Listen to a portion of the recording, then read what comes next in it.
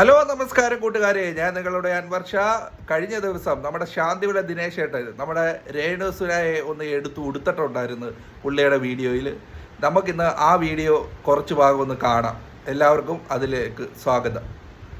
ഒരു മിമിക്രി കലാകാരൻ കൊല്ലം സുധി കാർ അപകടത്തിൽ മരിക്കുന്നു. നല്ല പയ്യനായിരുന്നു.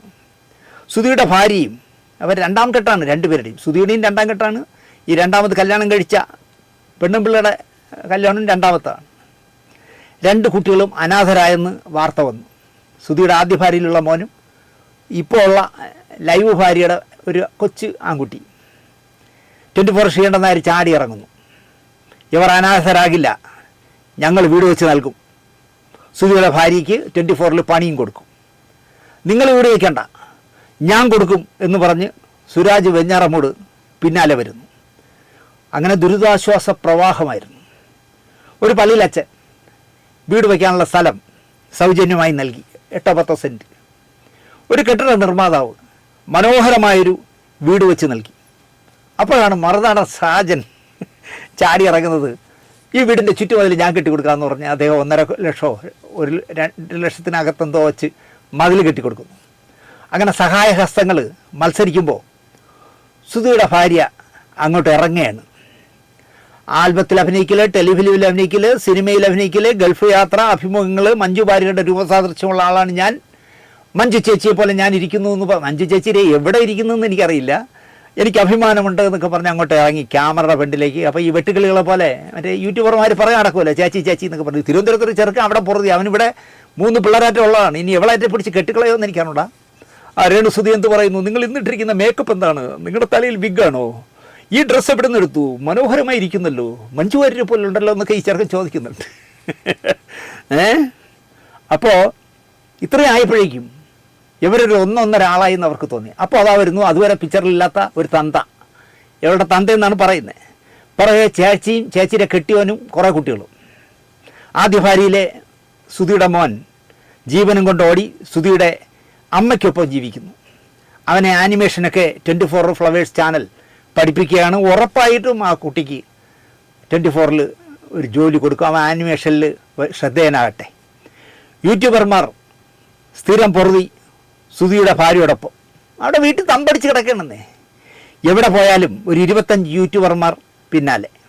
കൊച്ചിയിലെ ഒരു പുളുന്താൻ ചെറുക്കൻ ഇവരുടെ നായകനായി ഒരു ആൽബത്തിൽ അഭിനയിച്ചു. ഈ തിയേറ്ററിൽ പറ്റി കിടക്കുന്ന 2-3 ഇല്ല അലവലാദികൾ. അതിലൊരുത്തൻ ഇവളെ നായകനായിട്ട് അഭിനയിച്ചു. ആലോചിച്ച് നോക്കിയാൽ ഈ പെണ്ണിൻ്റെ ഒരു ഗതികേട്. ചിത്രീകരണത്തിനിടയിൽ അവൻ ഈ പെണ്ണുമ്പിള്ളയ്ക്ക് ഒരു ഉമ്മം കൊടുത്തു. ഇടി ഇവളൊരു അടി കൊടുക്കുന്നു. ഷൂട്ടിംഗ് ക്രൂവിൽ പലരും വന്നത് ഇങ്ങനെ മുഖത്തേക്ക് കുത്തിപ്പിടിച്ച് മതിൽ കൊണ്ട് ചേർത്ത് നിർത്തി ചേർക്കുക. അപ്പോൾ ജഗതി ആക്കുമ്പോഴായിക്കൊണ്ടിരിക്കുന്നു ഇടി. അവൻ ഇടി മാറ്റുണ്ട്. എന്നാലും അവൻ വിചാരിച്ച് എവക്കിട്ടൊരു ഉമ്മം കൊടുക്കാൻ പറ്റിയല്ലോ. സ്ഥലം സൗജന്യമായി കൊടുത്ത പള്ളിയിലച്ഛൻ ഇതിനിടയിൽ ഒരു വാചകം അടിച്ചു. ഈ സ്ഥലം ഞാൻ കൊടുത്തത് കൊല്ലം സുധിയുടെ 2 മക്കൾക്ക് നൽകിയതാണ് എന്ന് അദ്ദേഹം അടിച്ചു. തൻ്റെ സ്ഥലം ആർക്ക് വേണോടോ എന്നായി പള്ളിയിലച്ഛനോട് ഈ പെണ്ണുപിള്ള. അപ്പോൾ അതാ വരുന്നു വീട് വെച്ച് നൽകിയ ആൾ. ചോർന്നൊലിക്കുന്ന വീട് വെച്ച് തന്ന് ഞങ്ങളെ പറ്റിച്ചു അല്ലടാ നീ എന്ന് അയാളോട്. അപ്പം പിന്നെ മതിൽ കെട്ടിക്കൊടുത്ത മറുനാട ഷാജനെ വെറുതെ വിടുന്നത് ശരിയല്ലല്ലോ. അവൻ ആര് മറുനാട ഷാജൻ കടുവയെ കിടുവ പിടിച്ചെന്ന് പറഞ്ഞ പോലെ മറുനാട ഷാജനെ പറ്റി ചോദിക്കുകയാണ്. അവനാര്? ഒരു യൂട്യൂബർ. എന്നെ വരട്ടാൻ അവനാര്? അവൻ പിണറായിക്ക് വരട്ടിയാൽ മതി. എന്നെ വരട്ടിയാൽ അവൻ വേറെ പറയും. അവൻ ഒരു യൂട്യൂബർ എന്ന് പറഞ്ഞ് നടക്കണം. അവര് എന്നെ വരട്ടാ എന്നൊക്കെ പറഞ്ഞു കുറേ തെറി ഈ പെണ്ണുമ്പിള്ള. പിറകെ അതിൻ്റെ തന്ത ഷാജൻ ബേസ്മെൻറ്റ് കരിങ്കല്ല് കൊണ്ട് കെട്ടാതെ സിമൻറ്റ് കെട്ടോട്ട് മതിൽ കെട്ടിക്കളഞ്ഞു എന്ന് പറഞ്ഞ്. അതായത് ആലോചിച്ച് നോക്കൂ, 2 ലക്ഷം രൂപ മുടക്കി ഒരു മതിൽ കെട്ടിക്കൊടുത്ത മനുഷ്യനെ വിളിക്കുന്ന തെറി കേൾക്കണം നിങ്ങൾ. ഇങ്ങനെ എന്താ പറയുക, തെറിയോട് തെറി സഹായിച്ചവരെ മുഴുവൻ വിളിക്കുകയാണ്. ഇതിനിടയിൽ ആക്സിഡൻറ്റ് ക്ലെയിം കിട്ടും. ഈ സുധി മരിച്ചതിൻ്റെ ആക്സിഡൻറ്റ് ക്ലെയിം കിട്ടും. ആ ക്ലെയിം 4 ആയിട്ട് ഭാഗിക്കണം എന്നാണ് പറയുന്നത്. സുധിയുടെ അമ്മയ്ക്ക്, സുധിയുടെ ആദ്യ ഭാര്യയിലെ മകന്, ഈ 2ാം ഭാര്യയ്ക്ക്, 2ാം ഭാര്യയിലുള്ള കുട്ടിക്ക് 4 പേർക്കാണ് വീതിക്കേണ്ടത്. പക്ഷേ അതൊന്നും കൊടുക്കാൻ കഴിയില്ല എന്നൊക്കെയാണ് ഈ പെണ്ണുപിള്ള പറയണത്. എന്നിട്ട് ആ പുതിയ വെച്ചുകൊടുത്ത സൗജന്യമായി വെച്ചുകൊടുത്ത വീടിൻ്റെ ചുറ്റും സുധിയുടെ ഒരുപാട് അവാർഡുകൾ കൊണ്ട് നിരത്തി വെച്ചിരുന്നു. ഇതിനെല്ലാം കൂടെ വാരി പുല്ല് സ്ഥലം മെനക്കെടുത്താൻ വെച്ചേക്കണമെന്ന് പറഞ്ഞൊരു ചാക്കി കെട്ടി കട്ടിലിൻ്റെ അടിയിലിട്ടിരിക്കുക. എന്നിട്ട് ഇവക്ക് കിട്ടിയ 2-3 ഉണക്ക ഷീൽഡെടുത്ത് അവിടെയൊക്കെ വെച്ചേക്കുന്നു. ഇത് ഈ യൂട്യൂബർമാരിൽ ആരോ ഒരാൾ ചോദിച്ചാൽ പറയല്ലേ, എനിക്ക് സുധിയോടുള്ള ബഹുമാനം കൊണ്ടല്ലേ ഞാൻ ജാക്കിൽ കെട്ടി കട്ടിലിൻ്റെ അടി ഇട്ടേക്കണത്. പലപ്പോഴും നമുക്ക് തോന്നും ഈ കുട്ടി നോർമൽ അല്ലേ എന്ന് പലപ്പോഴും നമുക്ക് തോന്നും. അങ്ങനെയൊക്കെയാണ് ആ കുട്ടി സംസാരിക്കുന്നത്. അയ്യോ, അറഞ്ചം പുറഞ്ചം തെറി പറയുകയാണ് നാട്ടുകാരൻ മുഴുവൻ. എൻ്റെ വീട്ടിൽ എൻ്റെ ചേച്ചിയും കെട്ടിയൊന്നും അല്ലാതെ നീയാണോടാ താമസിക്കാൻ എന്നാണ് ഒരു യൂട്യൂബറോട് ചോദിക്കുന്നത്. ചോദിച്ച് എന്താ പറയുക, ഒരു പരുവമാക്കുന്നു അവർക്കെന്ന് പറയാം. ഇനി നിങ്ങൾക്ക് ആർക്കെങ്കിലും ഈ ചെറുക്കനെ വളർത്തണമെങ്കിൽ ഇതിനെ എടുത്തോന്നാണ് പറഞ്ഞത്. ഏത് സുധി രണ്ടാമത് കല്യാണം കഴിച്ച് എവക്ക് ഉണ്ടായ കുട്ടിയിൽ അതിനെയും വേണമെങ്കിൽ ആർക്കെങ്കിലും കൊടുക്കാമെന്നാണ് പറഞ്ഞത്. ചിലപ്പോൾ ഇവള് പോയി ഒരു മഞ്ജുവാരരായി കഴിയുമ്പോൾ ഈ കൊച്ചിനെ കൊന്നുകളയുമെന്നാണ് ഞാൻ ആലോചിക്കുന്നത്. പട്ടിണിക്കിട്ടൊക്കെ വേണമെങ്കിൽ കൊന്നുകളയും. പോലീസ് അത് അന്വേഷിക്കണം, ഓർക്കണം, അടുത്തുള്ളവരൊക്കെ അത് ഓർത്ത് വെച്ചോളണം, അല്ലെങ്കിൽ യൂട്യൂബർമാർ നോക്കിക്കൊള്ളണമെന്ന് ഞാൻ പറയും. കാരണം തരുമ്പോൾ പോലും ആ കുട്ടിയോട് സ്നേഹം കാണിക്കുന്നില്ല. ഇതിനിടയ്ക്ക് സിന്ധു പറയുന്നത് കേട്ടു, ആ ആദ്യ ഭാര്യയിലുള്ള മകൻ വന്ന് ഒരു കൂട്ടുകാരനായിട്ട് വന്നിട്ട് ആർക്കും വേണ്ടാതെ ആ വീട്ടിനകത്ത് കിടക്കുന്ന കൊച്ചിനെ എടുത്ത് പുറത്ത് കൊണ്ടുപോയി എവിടെ ഹോട്ടലിൽ കൊണ്ടുവന്ന് ആഹാരമൊക്കെ വാങ്ങിക്കൊടുത്ത് മധുര മിഠായിയോ ലഡുവോ ഒക്കെ വാങ്ങിക്കൊടുത്ത് കുട്ടിയെ തിരിച്ചുണ്ടാക്കിയിട്ടാവും പോയി എന്ന്. അയ്യോ, ഈ കൊച്ചുകുട്ടിയുടെ കാര്യം വളരെ ശ്രദ്ധിക്കണം. ഇല്ലെങ്കിൽ ചിലപ്പോൾ ആ കുട്ടിയുടെ ജീവൻ അപകടമാകാം. കാരണം ഒരു ബാധ്യതയായി വരില്ലേ ഈ പയ്യൻ. ഇനിയിപ്പോൾ സിനിമയിലും സീരിയലിലും ഗൾഫ് യാത്രയൊക്കെ കഴിഞ്ഞ് എല്ലാം ആയി മഞ്ജു ചേച്ചിയായിട്ട് വരുമ്പോൾ വേറൊരുത്തൻ ഏതെങ്കിലും ഒരു പേങ്ങം വന്ന് വീഴും കെട്ടായി.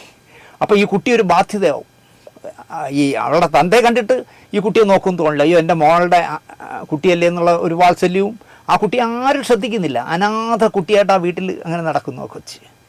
ഇങ്ങനെ എന്താ പറയുക, കൈ കിട്ടുന്നവന്മാരെയൊക്കെ അറഞ്ചം പുറഞ്ചം തോന്നുന്നൊക്കെ വിളിച്ച് കൂട്ടുന്നതാണ് ഇപ്പോൾ യൂട്യൂബിലെ ട്രെൻഡ് ഈ പെണ്ണും പിള്ളേരുടെ.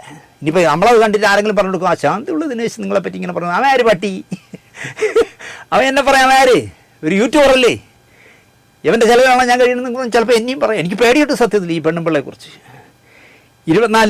24 ചാനൽ ഒരു ജോലിയും പുല്ലും നൽകാമെന്ന് പറഞ്ഞിട്ടില്ല എന്നും ഒക്കെ തേയ് എന്ന് അലക്കുകയാണ് ഈ പെണ്ണുപിള്ള.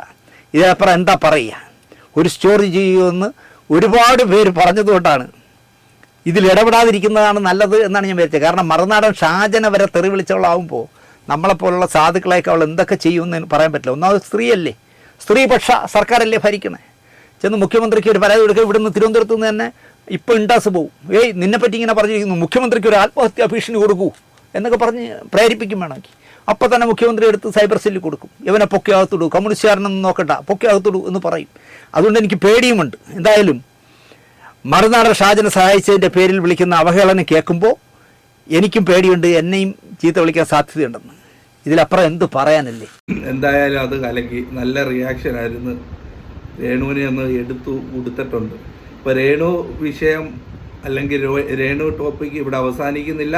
വീണ്ടും പൂർവാധികം ശക്തിയോടെ സോഷ്യൽ മീഡിയയിൽ ഭരിക്കുകയാണ്. നമുക്ക് കൂടുതൽ വിശേഷങ്ങളുമായി വീണ്ടും കാണാം. അതുവരയ്ക്കും